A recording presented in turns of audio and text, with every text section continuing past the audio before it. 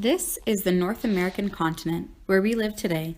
Many hundreds of years ago, life in North America was very different than it is today. The part colored red is the United States. The first people who lived in North America are known as Native Americans. The Native Americans lived in groups called tribes in different regions of North America. There were no stores like we have now, so they have to find or make everything they needed to survive, whether it was food to eat, clothing to wear, or a house in which to live.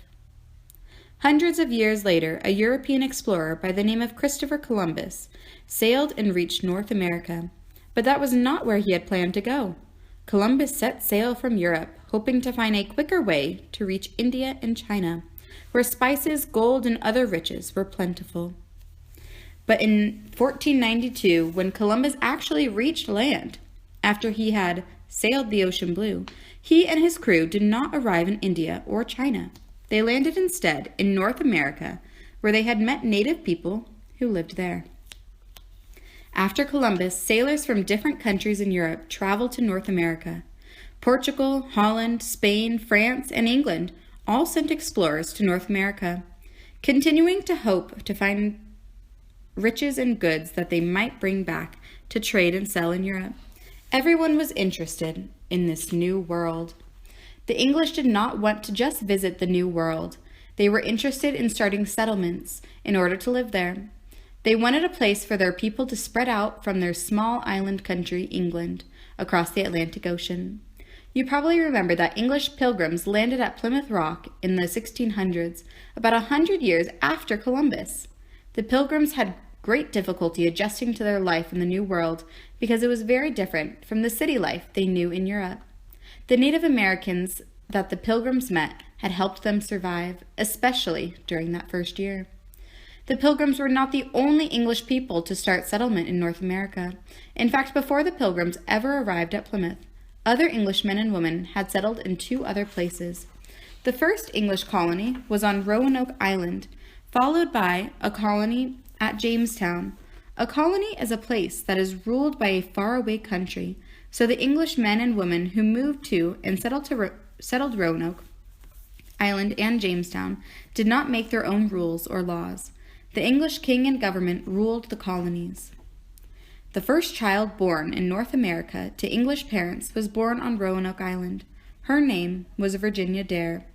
We don't really know what happened to Virginia Dare or the other English settlers living on Roanoke Island because they mysteriously disappeared several years after they arrived. For this reason, Roanoke Colony is often called the Lost Colony.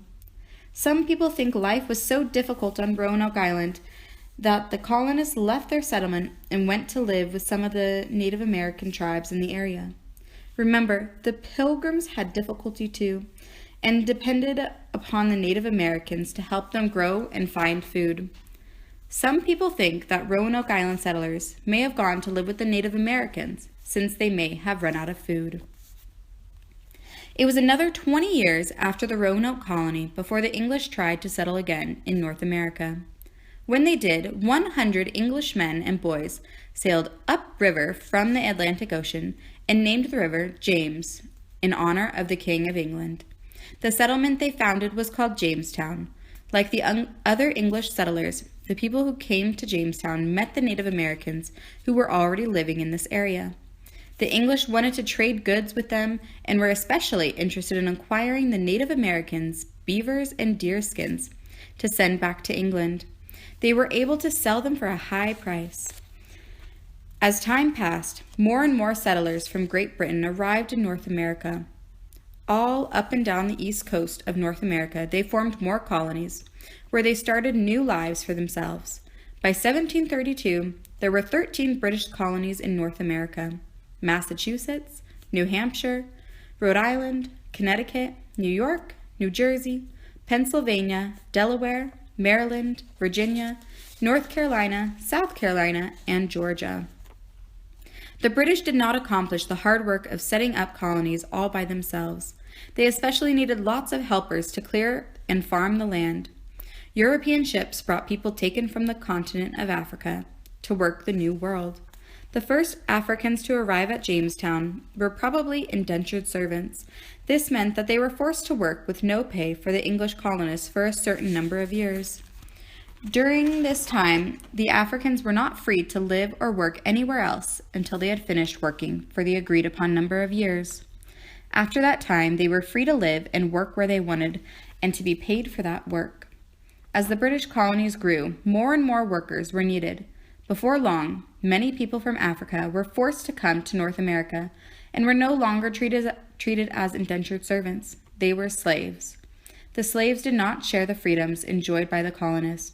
They could not leave their farms without permission, and it was against the law for anyone to teach a slave to read or write. As the colonists settled in the colonies, more changes were to come.